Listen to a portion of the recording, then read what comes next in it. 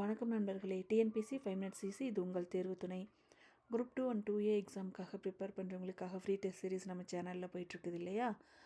நம்ம என்னென்ன பார்த்துட்ருக்கோன்னா, ஆல்ரெடி 5 கம்ப்ளீட் ஆகிடுச்சு, யூனிட் 5 கம்ப்ளீட் ஆகிடுச்சு, 6 அண்ட் 4 மூணுமே கம்ப்ளீட் ஆகிடுச்சு. இப்போ பார்த்துட்ருக்கிறது யூனிட் 3. யூனிட் 3யும் இந்த வீக்கோட கம்ப்ளீட் ஆகிடும். இந்த வீக்கோட கம்ப்ளீட் ஆனதும் நெக்ஸ்ட் வீக் ஃபுல்லாகவே ரிவிஷன் டெஸ்ட்டு தான் இருக்கும். 1 வீக் ஃபுல்லாகவே ரிவிஷன் டெஸ்ட்டு. அதுக்கப்புறம் பேலன்ஸ் இருக்கிறதெல்லாம் பார்த்துக்கலாம். ஓகேவா?